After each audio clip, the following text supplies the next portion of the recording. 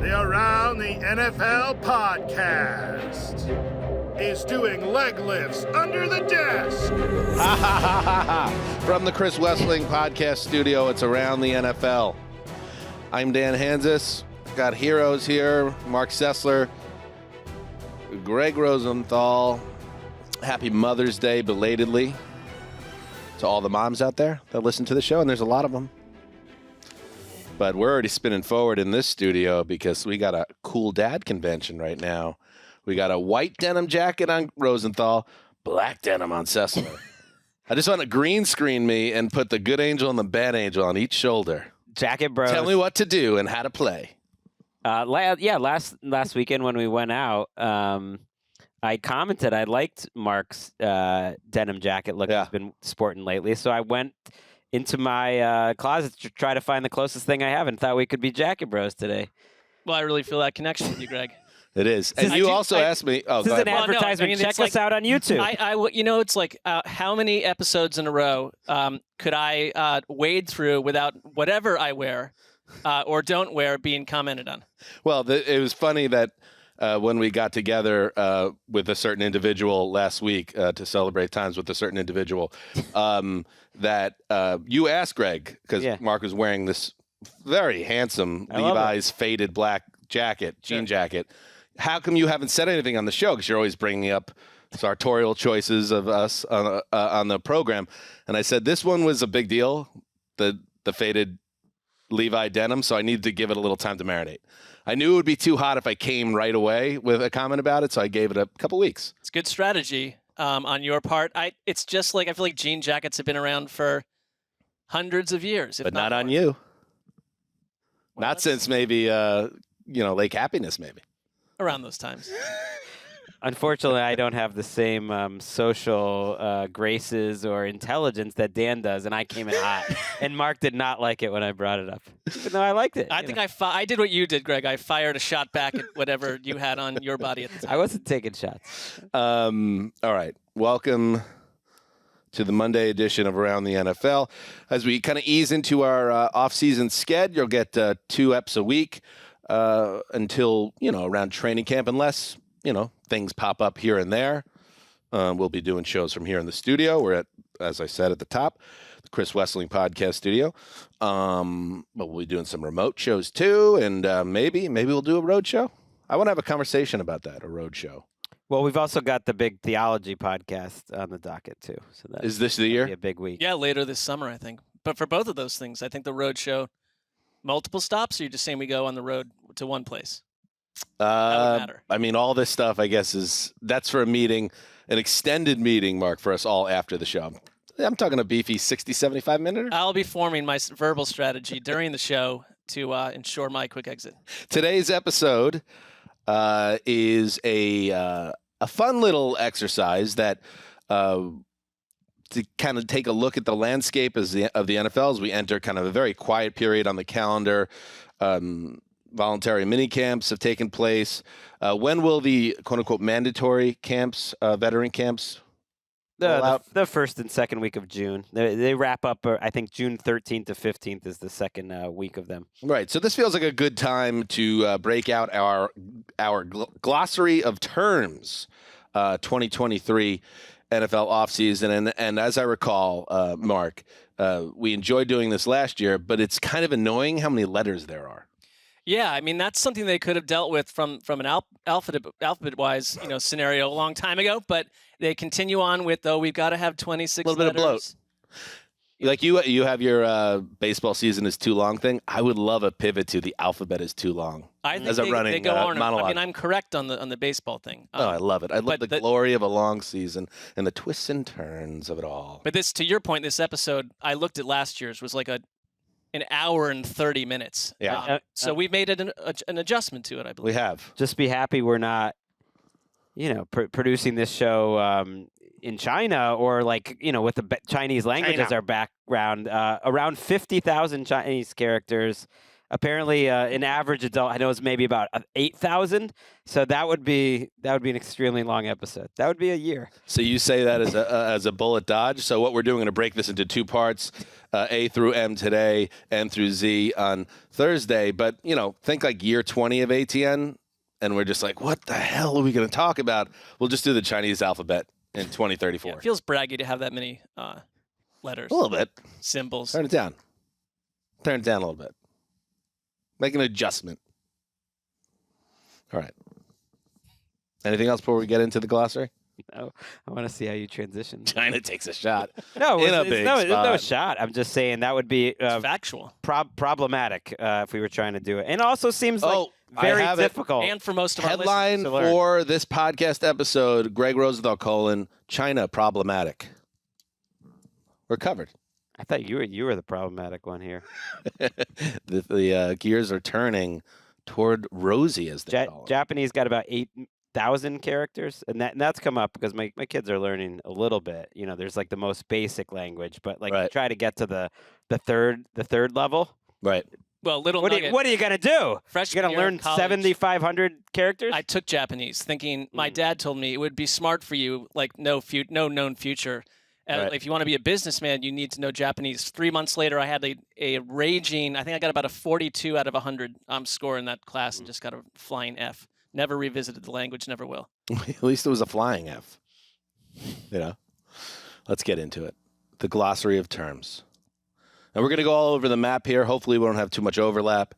But by the time we finish this exercise at the end of the week, you're going to be totally immersed in the NFL experience. And let's start with A. A for all is quiet.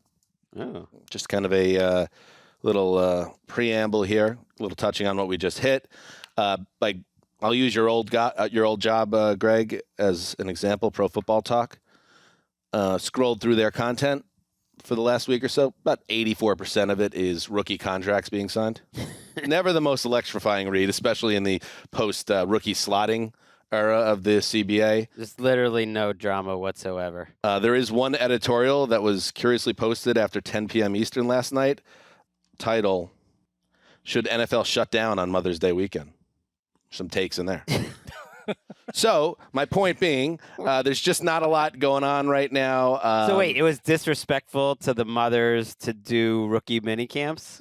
It was. I think that was the thought. It was pointed out that back in 2004, this is Mike Florio who wrote it, receiver Plaxico Burress boycotted a mandatory mini camp that was set for Mother's Day weekend.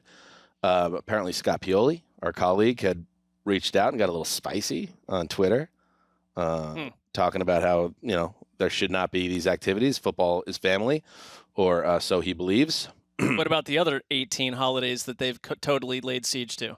I don't know. And I also I don't know how it would play for players to be like, hey, coach, love to put on some khakis and go to a brunch. So can I miss practice this weekend? I don't know if that would go over very well either.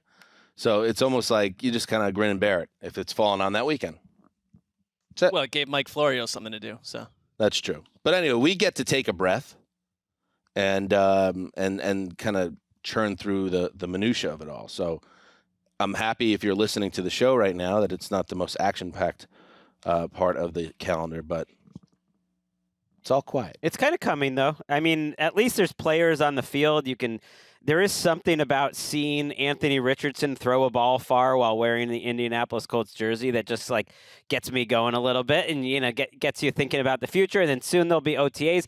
But the difference between now and 2004, for instance, when they were doing those mandatory veteran mini camps, is just there's so much less this time of year. We basically have the next 3 or 4 weeks, but it's pretty light. Even the mandatory mini camps are light. Whereas back in 2004. There were 15 OTAs. Most teams took them all. Most teams, it was semi-required, and you would do 1 or 2 mandatory minicamps where people are really tackling stuff. It's a totally different offseason, and I, for one, welcome it. Yes, all right. B. Who has B? I've got B, and that's going to be the word boing. Let's hear it. I mean, this... Okay. Ew. Oh, I don't know. We want to try that out. That would be the sound that best describes me when a player from my top 101 finally gets signed. The top 101 still sitting out there. Wait, so what is the boing exactly? I'm sorry, I'm the problematic one here? Well, let's hear it. It's just like a fun word. Sometime with this glossary exercise, we're in year 3. You just see the letter, and it just a word pops up, and then you got to retrofit something that comes to it. Boing. It's an onomatopoeia. It's not officially in the dictionary, but I think it can be used in many different ways. And I do get excited when players come off the 101. I thought, again, to kind of intro this exercise, this time of year, I have noticed lately. I'm not saying GMs are going through my list. Greg, be careful here. But there have been quite a few players that have been picked off from the list lately. Isaiah Wynn, maybe I'll mention a little later. A couple different players. They're all between 25 and 75. And it's a reminder, a lot of these guys that are signed this time of year end up having a way bigger impact than all those first and second round picks that we've spent 2 or 3 months talking about. So some players still left. Only 11. Like I said, Yannick Ngakoue, he can give you some pass rush still. Sure. Not much of a run stopper. Jadeveon Clowney, I think he can at least give you 500 decent snaps for you. Dalton He Reisner, won't try necessarily hard, but it'll be great. Dalton Reisner, pretty good guard who's out there. Marcus Peters, he's visiting the Raiders this week. Leonard Floyd, I thought had a solid enough season last year. He was like a decent starter. Melvin Ingram, who always starts every season great, then falls off. Teddy Bridgewater still looking for a job. Frank Clark is still looking for a job. Bryce Callahan, who had a nice season in the slot for the Chargers last year. Justin Houston, who signs every year in August and then ends up being quite good. And then John Johnson, who really struggled with the Browns. Thought he might end up back on the Rams, but they're not signing anyone. These are all guys who went into free agency. They're not unsigned because they're terrible. They're unsigned because they all had expectations of making a certain amount of money in free agency, and it just wasn't happening for them. So they will have jobs at some point, and these guys will help, like I said, a lot more than plenty of second and third round picks. And the overwhelming majority of the names you just listed of remaining guys are over 30. They're on the graybeards.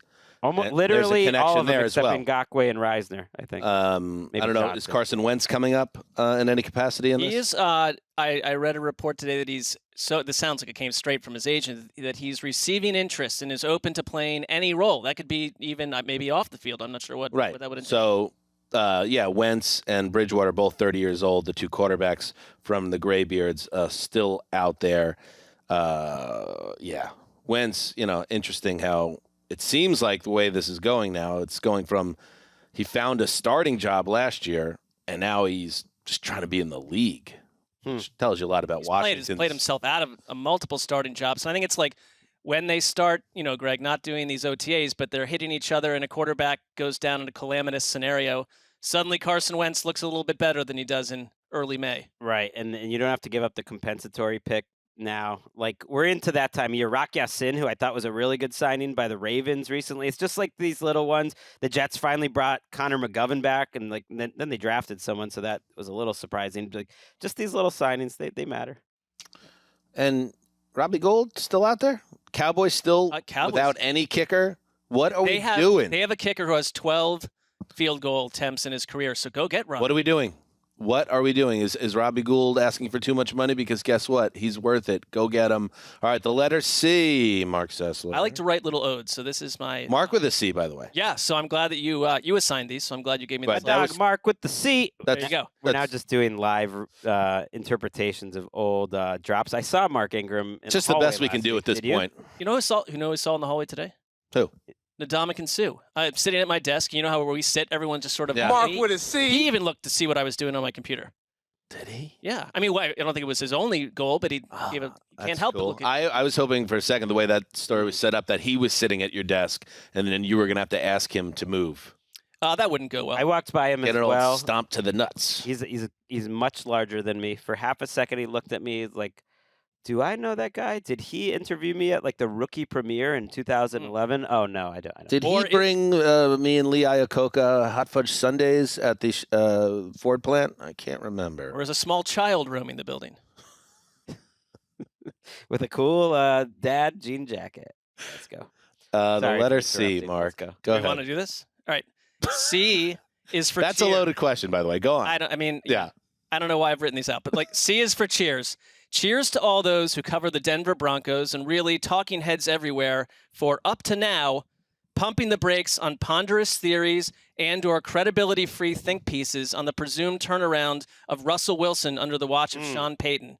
It's a space where we could definitely see gabbers and attention-seeking rah-rah journos take possession, take claim of the Russell Wilson bounce-back narrative, and so far, it's pretty quiet on that front. A collective chill pill has been swallowed, so cheers to you, fellow football heads. Bad news, and you're right. Broncos You're so country, right. let's ride. May 15th.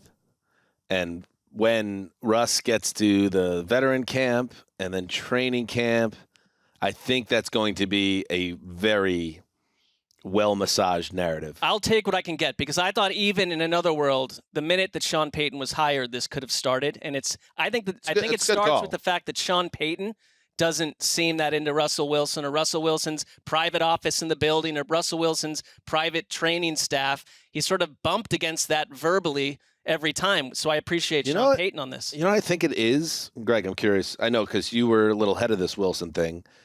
He was so bad last year that he looked cooked. So I think it didn't feel like necessarily he was in and Hackett did poorly, as did the whole organization there to really set them up for success. And they had injury issues, of course, as well. Bad offensive line play. They lost Javonte Williams. They lost wide receivers. It was a bad year in Denver. But I'm operating under the idea that he just is one of those players, and it does happen where their shelf life was shorter than expected, and you're going to get just a lesser version of him almost every year until he's essentially a backup in his mid-30s. That's kind of where I'm at now. Limited. And I'll be happy to be proven wrong because he seems like in some ways a good guy. He's very active in charity, and Sierra, they go around the world together and they have a great old time. But he might be shot, Greg. He might be shot. I think there will be puff pieces. I think there will be hope and expectation. And I don't think it's unreasonable that with Sean Payton there and the weapons that they have, that he'll bounce back to like average. That he'll be closer to what he was the last 3 weeks of the season when he was like, he made a couple Russell plays and wasn't like a total nightmare. And he'll have a couple good weeks. And at the end of the year, he's ranked 18th in QB index, because that would be a bounce back. He was one of the worst 3 or 4 quarterbacks in the entire league. The NFL, I thought, didn't totally get out of the Broncos business. They did give him 3 primetime games. Good fan base. I guess, but Pretty big market. Chiefs, Vikings. He has a Sunday night game against the Vikings in the middle of the season. And NFL Network went on Christmas Eve against the Patriots. So I know that you haven't heard the Russell Wilson hype, but I do think the Denver local media is buying into the Sean Payton hype. I'm starting to see that. I don't have a problem with that. Yeah. Also, it should be noted once more that Jared Stidham was poached from the Raiders on the first day of free agency by Sean Payton. So for pretty good money. At a good rate. So I don't know if he is a middling quarterback, if he is a so-so quarterback, and they are a 4-5, 5-7 team. I don't imagine he's going to stick with Russell Wilson. If they were so hot in the pants to bring the backup in, they probably are going to want to see the backup if they're already thinking internally we're starting to turn the page. I think it's creating a narrative to break free from Russell Wilson after this season, which probably had to have been promised to Sean Payton. Their third quarterback is named Jared Garantano, and it's spelled they have 2 Jareds spelled exactly the same way behind Russell Wilson. So there's a lot of heat coming That's at a lot. Ben DiNucci. I think Hey, Benny DiNucci. XFL or USC CFL. Hey. I don't know which one he was Former at. Cowboy. What you up to, Benny DiNucci? He's on the Broncos. There aren't many receiver groups that are better than the Broncos. I know they might trade. I feel like we were saying that last off. I get it, but now they've kept that. They kept adding Sutton, Patrick, Jerry Jeudy. I like KJ Hamler if he stays healthy. Marvin Mims is a 2nd-round pick. We didn't really hit on that, but he's a nice player. Marcus Callaway's your 6. I mean, he's got some weapons. Not bad. All right, and let's move to the letter D. D is for desperate. The Bengals, they're a little desperate for their place in the sun. And I don't even hate on them for it necessarily, but a little needy. Reaching out to the NFL and saying, "Hi guys, it's us, the Bengals. Not only do we want to be on Black Friday this year, we would like to preemptively put our name in the hat to always be the Black Friday team. We want to be the Lions of the day after Thanksgiving. How about us, guys? How you feel about us? And I kind of love this. And Mike North, NFL executive Mike North, schedule guy. He's like the Peter North of schedules. Like, he's the guy. Okay. He said that, hey, listen, the Bengals actually raised their hand and volunteer and said we'd be happy to host the first Black Friday game. He's the vice president for broadcast planning, North. In fact, we'd be happy to make this a tradition. How about Black Friday in Cincinnati every year? I'm sure that will be, and then he added, I'm sure that will be something to explore moving forward. So I like the play. I like the aggression, but also it kind of came off as a little like, you know, when you like a girl in high school and you kind of overplay your hand a little bit. Some people beyond high school do that. Right, exactly. See it out on the town all the time. You just kind of overplay your hand instead of playing it cool. Like, they probably, if they would have just raised their hand and say, how about Black Friday for us? We got Joe Burrow. We're a powerhouse. Right. And then if it goes well, like, maybe you start to say, hey, we'll do it next year too. But to come in hot and say, we want Black Friday this year and every year, cool. It came off a little D. I absolutely could not agree more. The only little addendum I would throw in there that maybe is sneaky smart by them, because it does look like all those things, is that means, number one, for the rest of time, everyone attached to the Bengals organization spends Thanksgiving Day at home with their family. Right. They got to go to work the next day, but that's true of a lot of people. But it's like, you're never going to have to fly somewhere else or lug a bunch of equipment to Detroit or fill in the blank on Thanksgiving Day. Other than that, I don't think that was part of their strategy. It just simply, they look like teenage boys. Might have been. I mean, the Brown, they are a family-owned business. One of the few left. I mean, in terms of like the original NFL families, maybe they were trying to just keep it all tight on Thanksgiving, not go out. Katie Blackburn's running that ship now. It's sad, especially because it feeds into Midwestern insecurities. Yeah.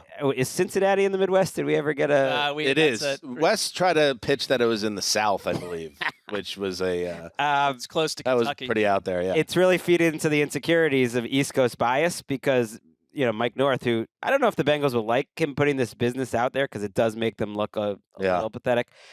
He said that Amazon requested that one of the New York teams I know, play. I saw that. I was going to make that point next.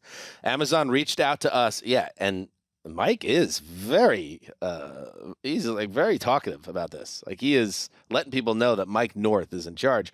Amazon reached out to us and said New York is the #1 retail market in the country, and a game in New York might be a fun way to introduce this concept. The Giants-Eagles was also considered. So yeah, this does. And I understand, even as someone who's a native of New York, I understand why those frustrations exist. Since he just played a little strong in their hand there. It's a great information from Mike North, who just seems to want to dish left and right. I mean, Can we get him on the show? I think we should. I mean, it sounds like he'll talk about literally anything. He would absolutely want to come on the show. I know Mike North a little bit because the first year I worked for the NFL, right, I had a desk. We've heard about this desk. Essentially in business development, which didn't make any sense. But right around the corner, the scheduling Is it north of you? department.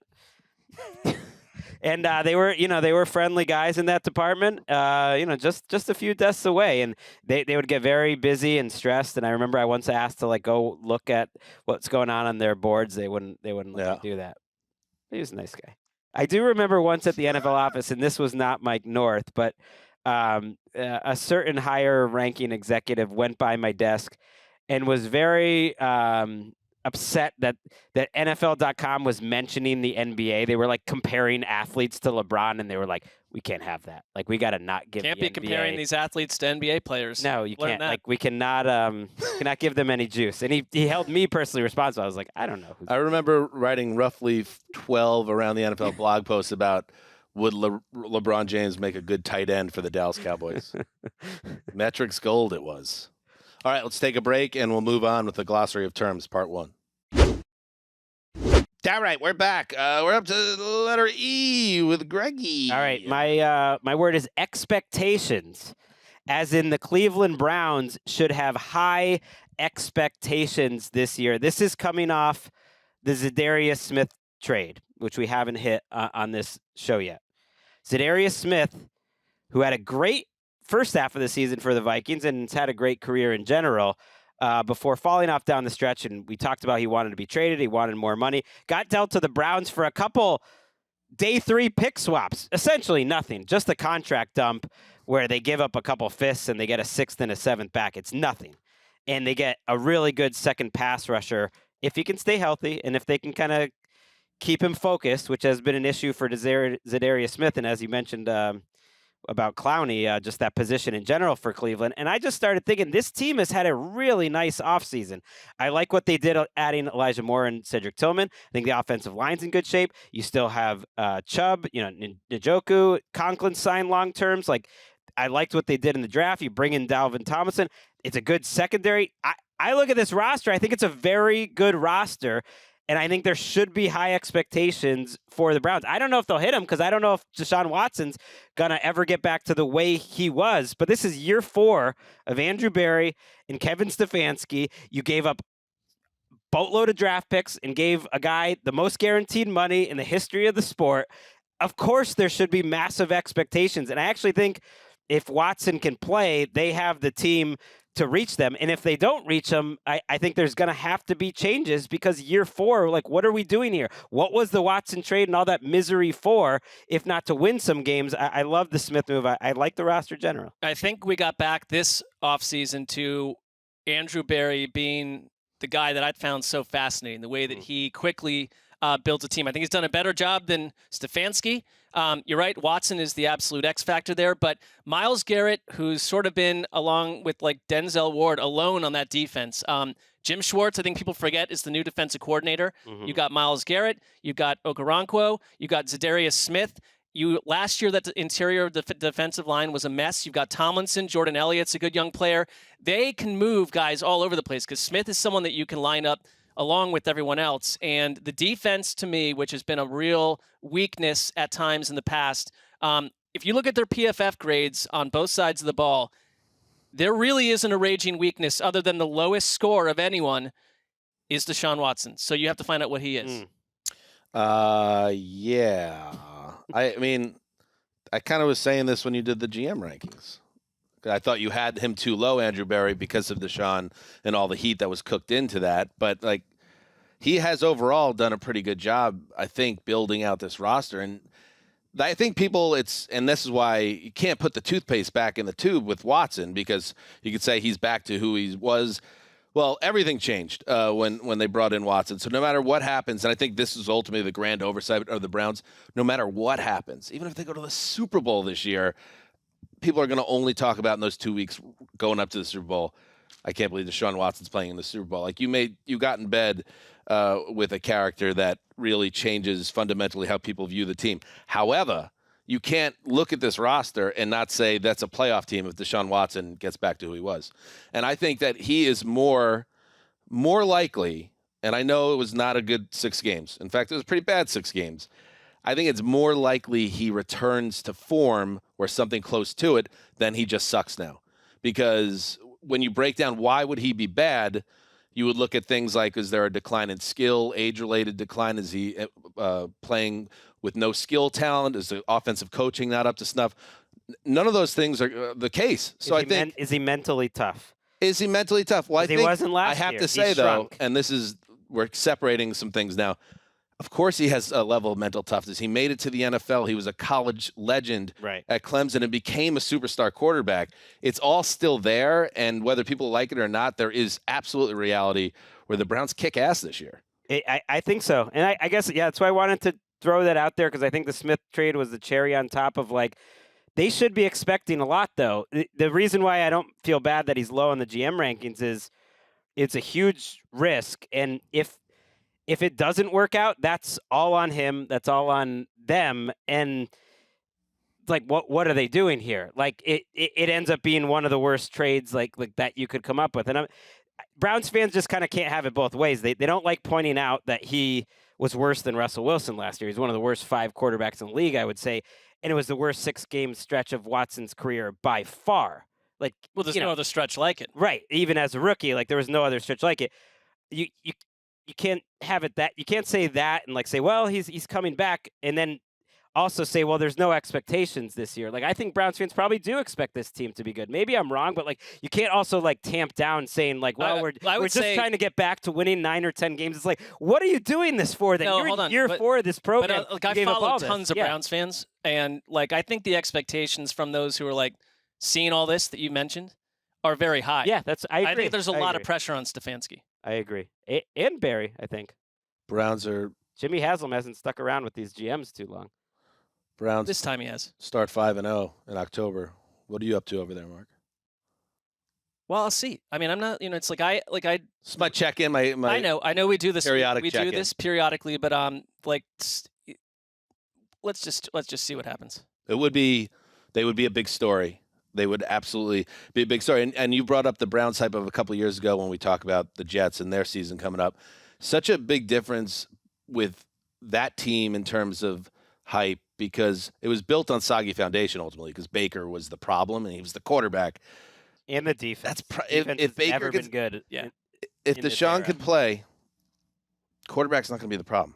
Yeah, defense needs to not be too. They have been a total letdown. Heck, I think they could have made the Super Bowl. That their offense was good enough to make the Super Bowl and win the Super Bowl maybe with Baker Mayfield that year. But the defense. Yeah, he wasn't always the problem. Flying F, Mark. All right. Again, I wrote this in the middle of the night, so I'm just checking back into it now. But I want to let you know how I feel about this letter. I totally believe that. You also texted us at 6 a.m. So well, no, that is a factual account of how this occurred. F is for F me. I'm a Patriots fan. Oh no. Well, hold on, Mark. Here's the problem. We're not bad. We're boring. We're right down the middle. A big fat bowl of heavily textured cottage cheese. A beacon pointing only to yesterday. If I'm a 16-year-old Patriots fan, I've been duped into this by a gaggle of hard-drinking Worcester, Mass uncles. They've known nothing else but ease since the turn of the century, slapping each other on the back and walking around their workplaces, parroting little Belichickian phrases. Can we get a split screen of Mark and Greg for the balance of this read? Go ahead, Mark. Little Belichickian phrases, little Bill wannabes in every desperate corporate office, men cradled in swaddling clothes through the childlike ease of 6 Super Bowls. Every Christmas morning is Christmas. Every dawn, there's a bulging Easter basket by your bedside. But if you're that 16-year-old Patriots fan, the feeling is different. The feeling is that of being flung out of a moving vehicle along the burning Mass Turnpike, 7 feet above the ball boys. They're silenced, rotting corpses, a minor price to pay for touchdowns. Their flesh will produce springtime flowers. That's how the earth works. But this time, those flowers are being delivered from somewhere else. The house of Satan. Welcome to your endless winter, a 32-year period where you will know in great detail every inch of sports Siberia. I'm sure you'll stick around. That's my report on the New England Patriots. I like football. I like football season and all the things that go with it. So you guys, you didn't like it. I remember Wes didn't like it when I brought up that I was getting out when Brady leaves, but it looks like it was a good move, you know. Well, you didn't stick around. Yeah. That it reminds me of lacked character. What Tony Soprano said in the first episode of The Sopranos, where he's talking about what it was like growing up around the heyday of the mob in Jersey, and he kind of comes to a realization. And he says, "Lately, I've been getting the feeling that I came in at the end. The best is over." And right. that's not just the Patriots. There's a lot of fan bases through all sports that you kind of come of age after a glory period. Golden State Warriors, your 10-year-old fans here. Yeah, but it's particularly probably annoying for the teenage New England sports fan who get the Celtics and the it's not all during the bad. regular season at least. There was actually a 20-year run, so it was like an endless summer that you don't now have. I just like that someone else is speaking on this topic rather than me, and I'll say no more. Well, forget the teenagers. At least they got some great fun at like great times to be a fan when they were 10, 11 years old. My poor son Walker is jumping into the Patriots fans. He's 8 years old. He can't remember that Rams game. No, you don't have It's been nothing but mediocrity. You live in Southern California. You don't have to give him haven't that. been pushing it on him, and he's quick to jump to whoever's winning. But in his heart, actually, the Patriots are his number one. But you're not really following the Patriots too closely at this point. I mean, I'm rooting for him, but I'm not. I don't feel I felt this. I really noticed it during this Celtics run. I don't have the emotions, and I think because it's work related, but I don't have the same devastation on a losing Patriots game or win. I feel more like a fan with the Celtics. You used to, Greg. I remember being at those Super Bowls with you. Your body was quivering. 6 titles. So I would think as someone that is a reasonable person, deep inside, how mad can you get when you get 6? I also right? I agree with that, and I think it's healthy with our work if you feel like just being loyal to football and disconnecting a little bit from your team and still rooting for them. They're still the only team that really just supporting the shield. You're saying, yeah, blindly just support like the Rob shield. Lowe.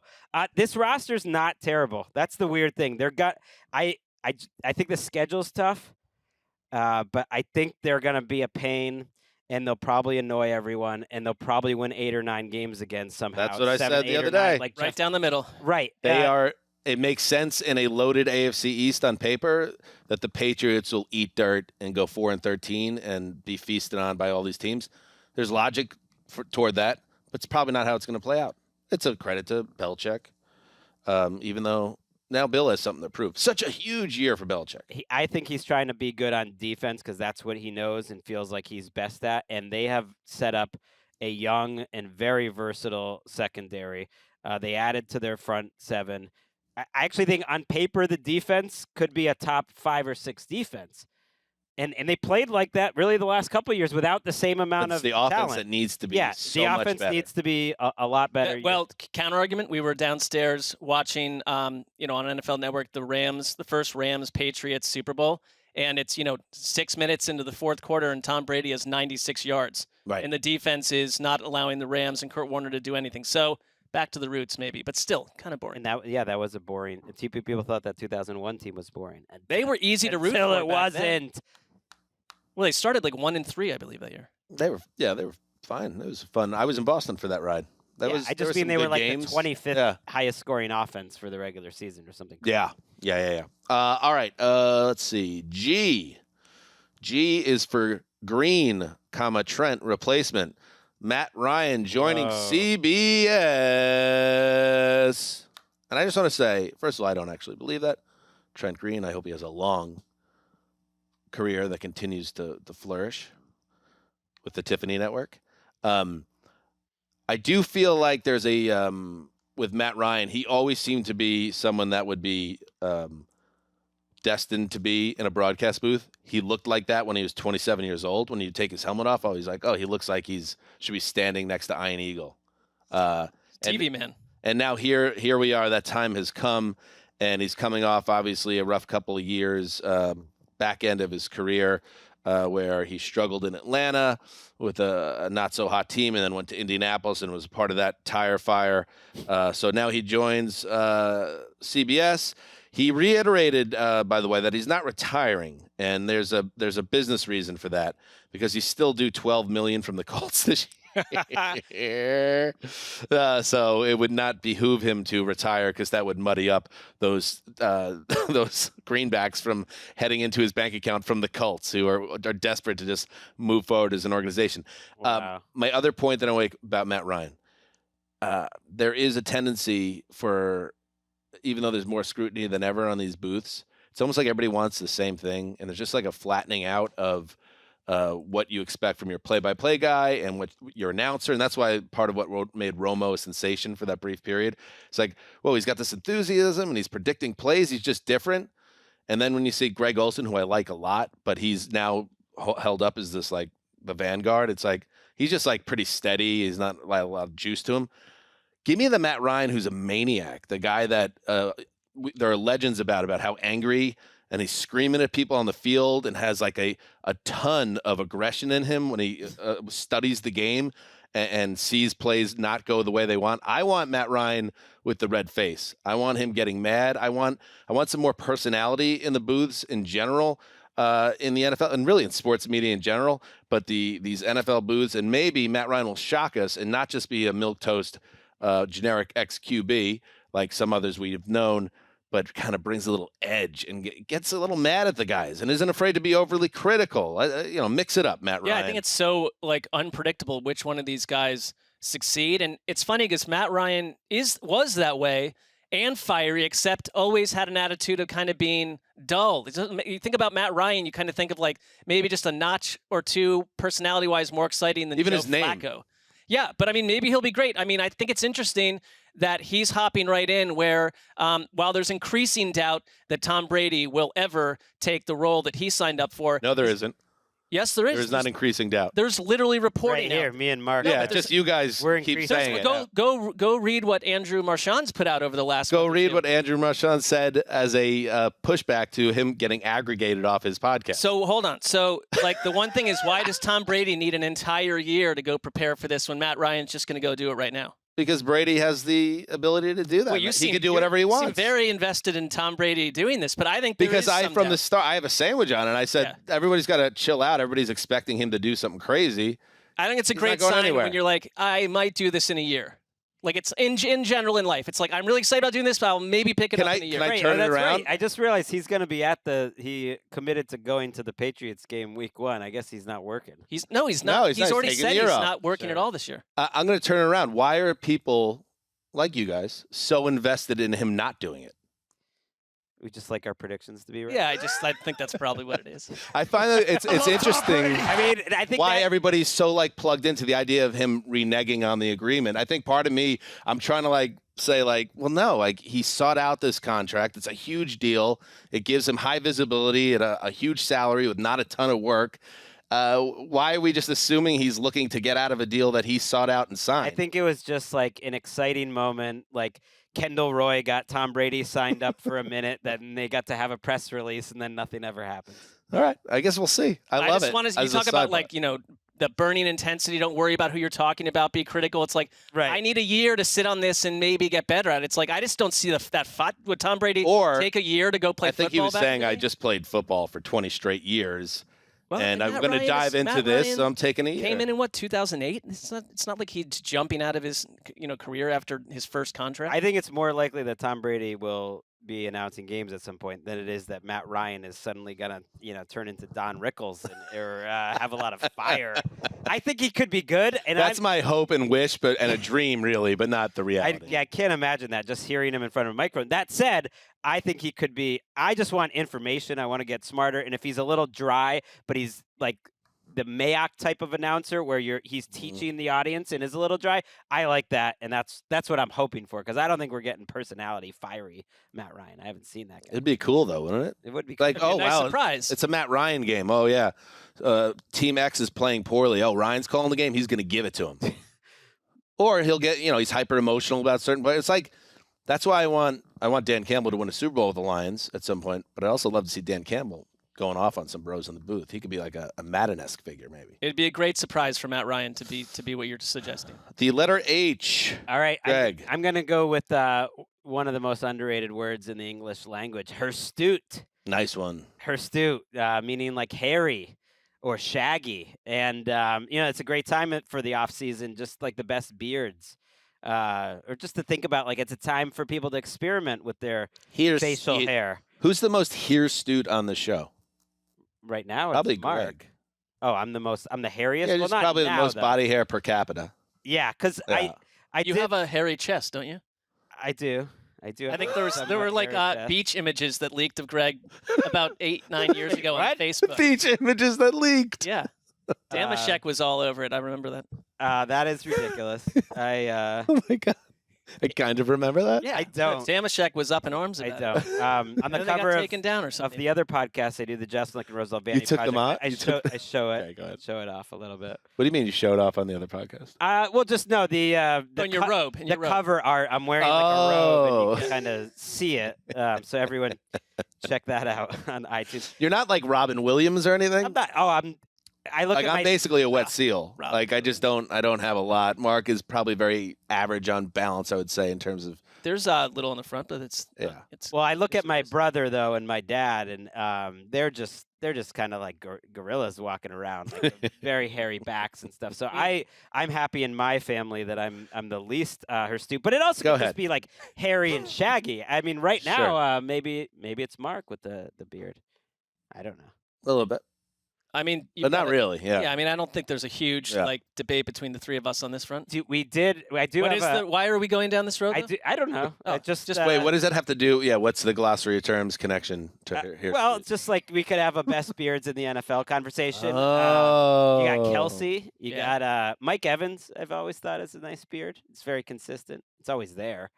Darnold has one of the worst beards, I thought, when he added that. That was one of the tightest spirals. It looked though. like looked like a guy who couldn't really get it going. And I just think that's Andy Dalton grew a surprisingly strong orange beard. Yeah. And he grew more attractive when he with a number of his styling moves. Yeah. It just felt like more that's something you can experiment with in the offseason. It's an offseason conversation. And then once we were in the offseason during the pandemic, I think we have a shot of it. Do we? Eric, let's take a look. Oh my God. If you're watching us on YouTube, we got our great friend Chris Wesley, and we got Mark. I mean, Mark might be the most hirsute guy there. I don't know. I don't know how to use hirsute. It's weird because I had never attempted to truly grow out a beard until the world nearly ended or seemed like it was ending. So I just, it just kept on. It didn't really grow in full in like a cool mountain man way. It just was splotchy and itchy after a while, and it's like, this sucks. So mine was maybe like the longest and it's like the thickest in parts, but again, I'm not connecting the mustache with the beard, so it's not really cooking. Wes's was fantastic. It was a solid beard, and Wes with the Mark's bald was head, great as well. I mean, it was a very strange time. We had an agreement just to keep growing the beards. Then suddenly, unannounced, I remember this one show, and I got a little bit inappropriately annoyed by it. I think Dan and Greg just suddenly shaved out of nowhere with no announcement. It was just like, well, what happened to we had an agreement, and then it was like, but who now went first? We're out and about. Maybe we're moving on. Our society's somebody, back to normal. maybe it was you. But it does sound like something you get like really well, mad we didn't about. discuss. I mean, it's not, it was just like blinded by the move. It wasn't like you were left to be humiliated when we did the next show and you still had the beard, though. You look nice. I don't know. It piqued me. I just wanted to get her stew out there. All right. People should learn. Good job. Good work. That's Wes and I used to use the word Zaftig a lot. Yeah, like a large S. Individual. A Rubenesque woman. Yeah. All right, let's take a break, and we'll hit the rest of part one. Here's what I found from dictionary.com. A woman's figure, plump but shapely, curvaceous. That literally was not planned. That has to go on the show. That has to go Whoa, on the show. my Apple Watch wanted to chime in, or whether maybe that was Chris. What did she say? Plump but shapely? Yeah. That has to go on. Wait, what was it even talking about? Zaftig. Zaftig. Zaftig. It gave the definition. Or maybe it was my search history. All right, we're back. Let's finish out part one here. We're starting with Mark. I. All right, I is for imbroglio. Another good word. Yeah, it means, it's got a couple meanings, but it's an intricate and confusing interpersonal situation, and we've all been there. But in this case, I refer to the Niners. And I think I'm going to ask you if it's an imbroglio, because I look at this quarterback situation, and we're familiar with it, but there are some new developments on one level when it comes to Kyle Shanahan, who can't seem to get enough of a good thing. You've got like this post-surgery wonder boy with Brock Purdy, and it's like he's not. I just assume he's not going to start the season. But why would we never not be fascinated to see what he is on the other side of this rehab, right? You've got a former first-round pick in Trey Lance who's thrown 102 passes in 2 seasons, and you sold the farm for him, and he's just hanging out.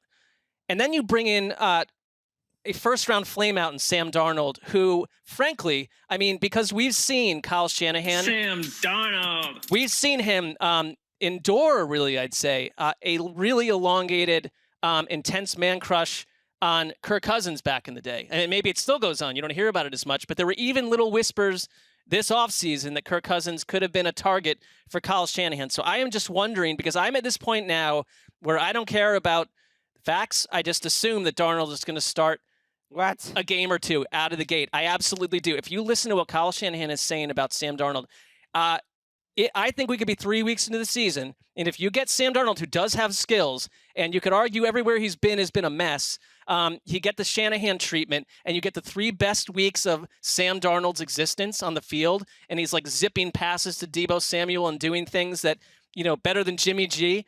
And then suddenly you've got a healthy Brock Purdy sitting there, and you've got Trey Lance, who you sold multiple first-round picks for as your third-string quarterback. This is like not a QB room. It's like a QB harem. And I am just wondering, like, is this an imbroglio?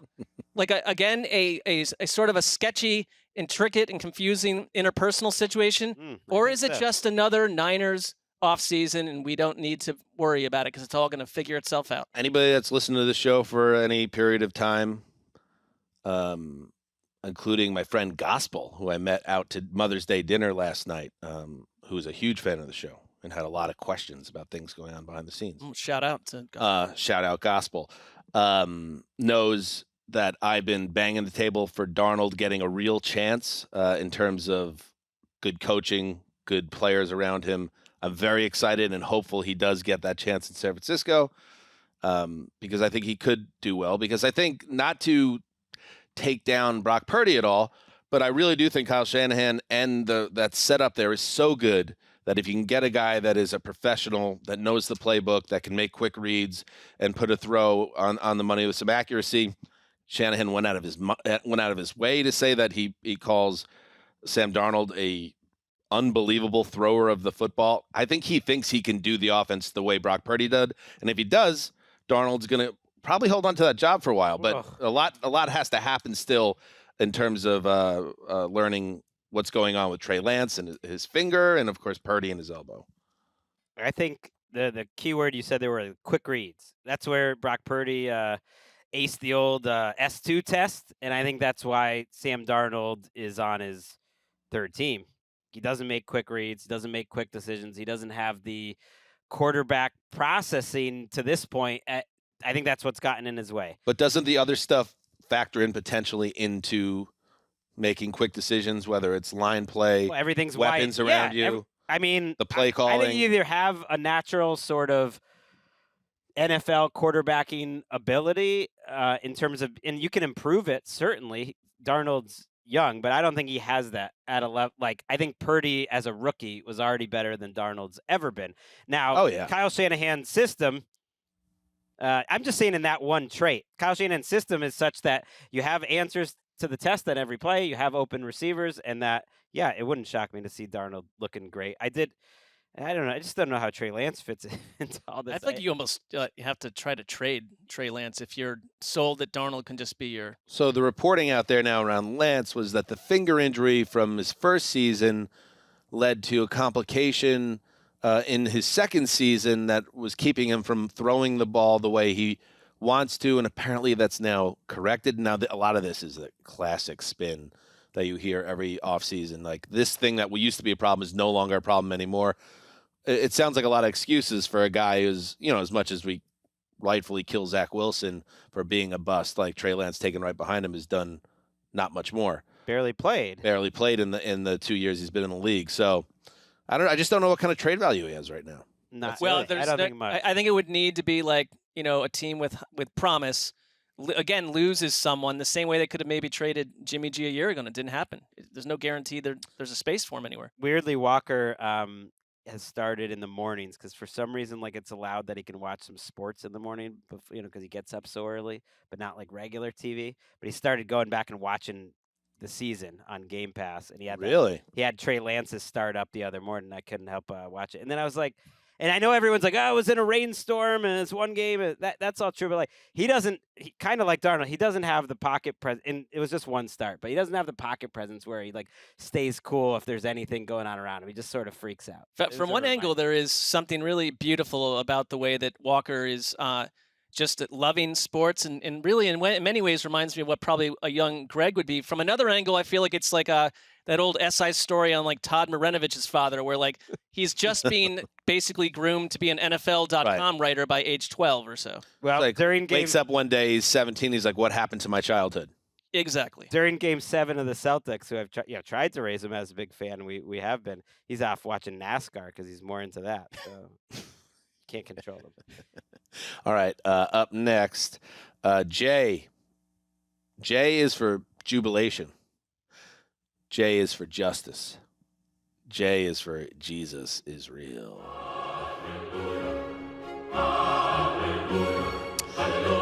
This Commander sale is going to happen.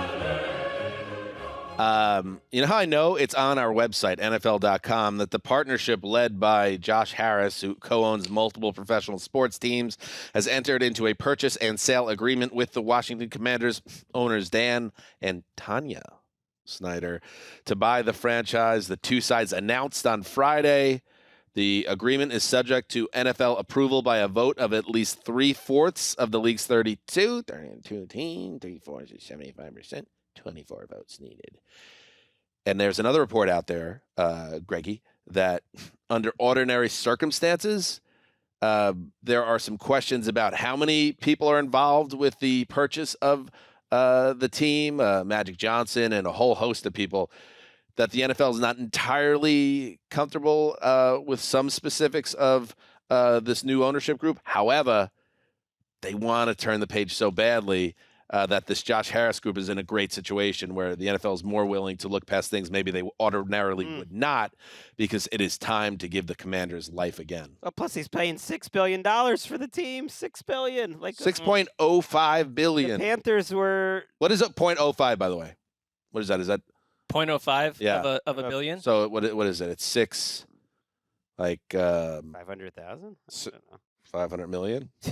500 trillion, $6 billion, $500 trillion. I mean, I didn't get a 39 on a state mandated test, but I didn't do that well. Yeah, but now we're both in the weeds on the same math equation. So what did it all mean in the end? I'm not high enough to get this quickly. It really shouldn't be that hard. It's $300,000. Oh, really? That was pretty close. In fact, I'm not sure that's right, but I believe it is. No, $6,300,000,000. Such a weird. It's like such a weird, like little add-on there, the 300 G's. I think, yeah. It just call it $6 again bill. To go back to the Roys. It seemed like he was fixated because there were reports that they were going to get more than $6 billion, and so this is more than $6 billion, and he made those reports come true. This is all great. It reminds me a little bit of how we saw in the rookie minicamps this weekend that football is back. Like that there's 75 different moments that football is back. Like I feel like there's already been 3 or 4 moments where the Commanders were sold, and there's still going to be more because the owners actually have to officially vote on it, and he has to officially become the owner. Like Snyder is still the owner as of today. So we'll do a parade, and we've talked about it before. It is it's one of the most momentous things to happen since we've started doing this podcast. A franchise that has been all but destroyed and taken for granted and just run into the ground that has great fans is gonna have someone different running. It's amazing. It is terrible news probably for Ron Rivera. After essentially going in and doing, taking hazard pay to run the place for multiple years, I think that everyone will be swept out. He's a smart guy, though, right? So long, though, he's getting one more year. That's what I mean. Like this is not ideal for him as winning a Super Bowl as a head coach, but he's By the way, I should just win because 10 games and he'll keep a job. It's a obviously a big story with a lot of layers, so I should be a little more specific. It's the Washington Post that shares the opinion. This is via PFT. From an unnamed person familiar with the sale process. Quote, if not for the other owner's strong desire to remove Snyder from the league, the Harris deal probably would not have been approved without some revisions. One issue is the raw size of the proposed group of limited partners. They each have to be properly vetted by the league. That will slow things down. I mean, the Dolphins had like the Gloria Estefan and all those other people involved. Well, they were just kind of like all the Williams sisters. Yeah. Not just Serena and Venus. There was like 14 others. It was just like, they're all in. Come on in.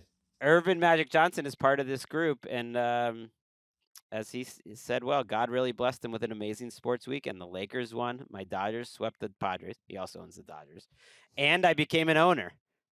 He should have specified NFL owner, but I don't get the sense there's a lot of editing with his tweets in general. No. Because he already was an owner. Magic, man. He's doing it. What a ride for Magic, huh? I mean, if you're old enough to know the Magic story, what a ride. That is true. All right, let's wrap it up. We got a couple more. Let's see. Greg. All right. K is for kinetic, pertaining to motion, caused by motion. And to me, that is the Miami Dolphins. Like they are the pre-snap movement before the snap. Everything just looks in perfect harmony after the snap. Like, they are kinetic. And it reminds me of how when Kyle Shanahan has shown up to places like Atlanta, everyone's like, hey, year 2 Kyle Shanahan's like, Matt Ryan kind of struggled that first year, but that second year, that's when it really clicked in and the whole MVP thing happened. Mike McDaniel like laughed at that. He didn't need a year to set it up. He had it all coached so well from day one that they looked in perfect harmony. They have great continuity. We've talked about all the good things they've done on their defense, so I think they'll just be a better team because they're deep on defense, have better defensive coaching. But to me, this is his chance. In Miami, you just don't know how many perfect chances you're going to get. How long is Tyreek Hill going to be in his prime? Like, everything is there right now. They have terrific continuity. They brought in Isaiah Wynn, which I thought was a smart signing over the weekend, a guy who was in my top 50 who actually upgrades their tackle depth quite a bit. He might start for them. Just give him a shot. He's had some good snaps in his also career. Problematic, maybe, but he struggled the last couple of years and didn't really seem to be on the straight and narrow. But he has some good NFL tape, which most people available now do not. To me, this offense is kinetic. It's perfect. It's like right now is the year for them to take off. There is a chance it'll happen. Really rough division. I mean, their schedule, like when we say like the Patriots schedule, it's like it's every one of these teams are dealing with the same thing.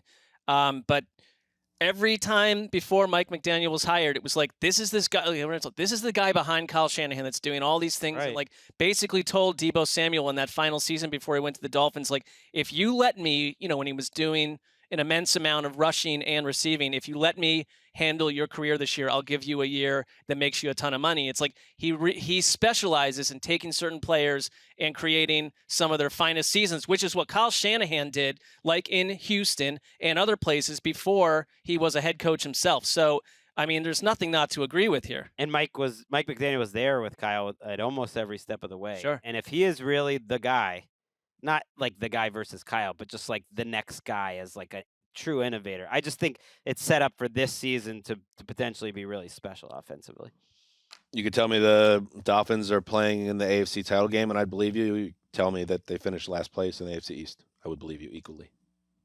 That's a volatile division. Yeah, but them especially, they do feel like, and obviously the health of the quarterback is a major part of it. If Tua was healthy, I'd be shocked if they're not good. But we get shocked in this. And Mike White is a better backup, but still not an overly proven player himself, who's had issues staying on the field at times. So there's a lot of variance there, but it's all on paper. It's all there. Kinetic. K-L, Mark. Here's another team that I'm annoyed at. L is for Luck Be a Lady Tonight, sung once by Marlon Brando, sung by Frank Sinatra many times. That's what I always thought it was canon. It was Frank. I mean, it's from a play, Guys Yeah. and Dolls, and I believe Brando was in the play. I didn't know that. But No, Sinatra took that New York song too and made it his. Yeah, Sinatra absolutely. sure did. Like that was kind of what his thing was. Right. No one's thinking Guys and Dolls. I get that. Right. I get that part. But Right. I sort of just shoved that in there. That's what the L What a is voice for. on that Sinatra, huh? He's a good singer.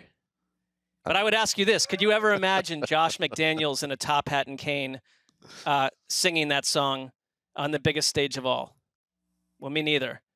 Because L is for the Las Vegas Raiders, who strike me slightly as an identity-free and drifting franchise. My head's spinning a little bit right now. This is about the Raiders. The biggest stage. So you're saying singing that song at the on the riser at the Super Bowl, or like a stage like in Vegas? In this world, him singing, like being the star of the show and singing, would be him coaching the Raiders in the Super Bowl. Oh, so not even specifically singing that song, but just being a. It's a metaphor. It's like his time in the sun, and I'm not sure that time's coming. All right, go ahead. So this is a team that, let me get this straight.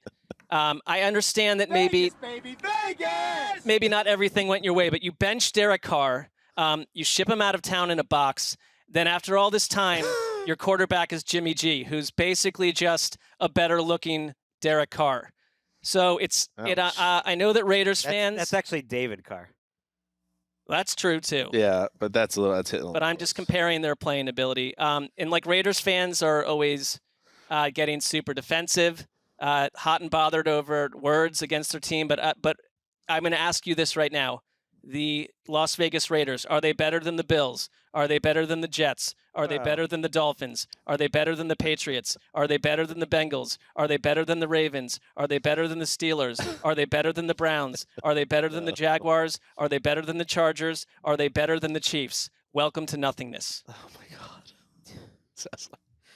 We definitely got a dark overnight Sessler vision. It's not a lot of sunshine. man. And I was surprised Yeah. when I looked up and down the AFC because my answer to every one of those is either definitely or very likely no. Okay, yeah, you skipped the AFC South, and yeah, so you left out a few teams. But if your point is going into the season, on paper, they're probably like 12th in the AFC or whatever that list would have come out to. 12th, 13th? Yeah, I mean, I best. I can't argue with you. The crazy thing is, I look at their roster. I'm doing the projected starters, and like, I'm shocked they kept the offensive line the same, and they definitely got a lot of questions on defense. But like, I just look at that roster overall, and I'm like, that's a 6 or 7 win team. But you're right, in the AFC, that might not be enough to even win 4 or 5. You know, it could be tough. It could be tough. Yeah, I know what you're saying. That like it's that old. If you're not competing for the Super Bowl, what are you even doing? Like if you're investing money in big time veterans like a Devontae Adams, making a big splash for Jimmy G and all that. If you're not actually in contention, is this the right way to be running a team? So that I get that. So if you're a Raiders fan, do you think you're going to win the Super Bowl this year? No, you're probably not. But are they so bad that they're like one of those, like the Cardinals fans are feeling this year that like, why are we even going to watch Cardinals the games have a plan. this year? Yeah, but I'm just saying in terms of like we're looking What's ahead their to this. plan? The Cardinals like have essentially like a massive haul of draft picks, and they're using this Right, year they're as tanking this year. Yeah, So which like is a plan. So then it becomes like, what, as a fan, would you rather have? Would you rather have an organization like the Cardinals, since you mentioned them, I mentioned them, that completely has cashed in on an entire season and they're tolling a year forward? Or do you want to have the organization that might not be running at a high level and Super Bowl level, but they're trying and they're going to hopefully hang around in the wild card race, and maybe they'll win a couple games that they lost last year, and at the end of the season they're 9-8, or maybe they squeeze out a 10-7 and surprise some people? I think that's within the range of outcomes for the Raiders. It is. I don't think the Raiders, when they came into existence, were branded on mediocrity. I get that. I get all that, but that's a long time ago now, the Al Davis Raiders and all that. I'm just saying, like, when I think about truly kind of depressing setups in the league, I'm not quite on the same page as you. But I know you're more kind of. I'm not a Josh McDaniels fan, but this is not new. You do not believe in the McDaniels experience in general. Is that I fair want to to. say? I'm not trying to. I think there are little like whispers and anecdotes, and there's past stops at when he's the top person that leave me a little concerned, and I don't think all that's completely out of the wash right now. I'm more concerned about Patrick Graham, their defensive coordinator, and that roster on defense. And if they're just one of the worst defenses in the league, they're not going to be good enough offensively to make up for it. I do think Josh McDaniels trying to stack his offense as much as he can to make himself, and that's not a bad way to go, to make the offense look good. And it could. Adams, Jacoby Myers, Renfro, Michael Mayer, Josh Jacobs. That's a pretty good group around Jimmy G if you can keep him healthy. But like I said, I was shocked they just kept the same offensive line. That was very strange. All right, last one. Here we go. Right? Yeah. Yeah. M is for money. Money. Give it to me. As wait, what? Mrs. Miller once said, money makes the world go round. Quinnen Williams wants it. He wants it all. And how annoying is it that a guy that deserves all the money, you're starting to think, oh no, is this turning into another one of those things for the Jets? Because Williams, who said months ago, hey, give me a new long-term deal that pays me at the top of the market, that reflects that I'm an all-pro player that is one of the top defensive ends in the league. Take care of me. And then what does he do? Trope alert. He scrubs the Jets from his bio. It now says, I don't know if it's changed since now, but defensive line for I think it's question mark. And I know this is all posturing and all of it, but you can go back for years, as far back as like Keyshawn Johnson, Darrelle Revis, Jamal Adams. The Jets have an issue paying guys that they draft and then giving them that second contract, even when they deserve it. Do not do that with this guy. This guy is a foundational piece. Don't turn this into an offseason of, are the Jets going to trade Quinnen? Just pay the man. Dexter Lawrence just got a ton of guap. Give him the deal, a better deal than that, and move on. Okay? And I know you got a lot of other stuff going on. You're reworking the Aaron Rodgers contract, but do not turn this into an issue because I'm kind of tired of it. It's hard to develop a superstar when you have it. Keep the guy in the building if he's a guy you trust and believe in. It's interesting that you brought up Leonard Williams, not intentionally, but like that's another. It seemed to be. I feel like in the time that we've worked together, 4 or 5 like Pro Bowl, All-Pro caliber defensive linemen that the Jets have not been able to hang with, who've gone on to play elsewhere and been productive. And it's like there's so much hanging onto the Jets this season, and it's like they're under an immense amount of pressure, and like no matter what, Aaron Rodgers or not, like what you really believe in on that team is the defense. And Quentin Williams, like what he did last season, is that guy for the Jets. And it's like you can't go on this journey and into week 1 with him anywhere else but on your roster. But I do trust Joe Douglas to figure it out, because I feel like we're in this world where like you can find a way to pay anyone. Think where we were with Deebo Samuel a year ago. You can find a way to pay every one of these people. Don't let it spiral. Yeah, we didn't talk about the Dexter Lawrence signing where Lawrence got $60 million guaranteed on a 4-year deal. Lawrence played so well late last year. It was really their best player overall, I would say, at the end of last year. And yeah, Quentin Williams, he's not being subtle about it. I think it's just a normal part of the process. He probably, I would guess, will get paid. It will be this offseason. I think at some point you might have to go through some annoying stories. But yeah, it says defensive tackle for ... which is a lot of dots. And the last tweet that he retweeted was Dexter Lawrence's contract. And one of the last things he liked on Twitter was from Kid from Queens 3, who said, stop effing around and sign Q since you want to post him an S word, as the quote retweeting a Jets tweet, which included Quinnen Williams.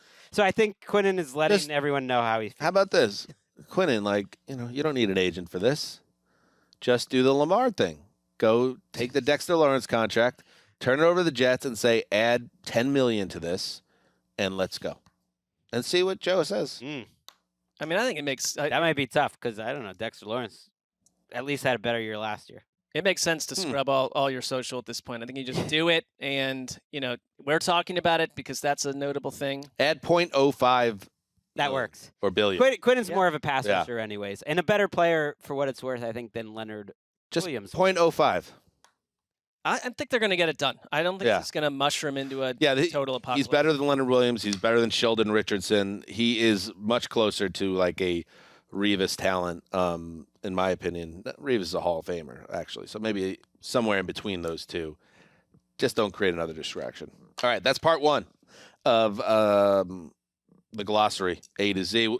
We'll be back on Thursday with the great Colleen Wolfe, who's going to help us out for part 2. Good to have Connie around. Good to have anybody around. These days. Final thoughts? Just want to say I, sometimes use jokes to show my affection. And sometimes they're little jabs. It's part of how I grew up. And so my mention of your jean jacket, back at our dinner and even as we take, it's a sign of appreciation. Greg, at this point, I feel really comfortable with what you've said, and I appreciate your appreciation. And I also enjoy your wardrobe. And to everybody behind the glass, if you want to get a still of me, I could even sit still. And if you could just Photoshop both of the gentlemen on each shoulder, black and white, devil and angel. I mean, that's gold. I mean, and that right there, what you did was just an advertisement. You got to check out the YouTube to see absolutely the facial expression, the character work absolutely that Hanzus is doing over here. A regular Kieran Culkin over here. Kieran Culkin. I love that dude. I love it. Roman Roy's a tough character, man. I'll tell you what. Spoiler alert. Verbal skills. Heed the call.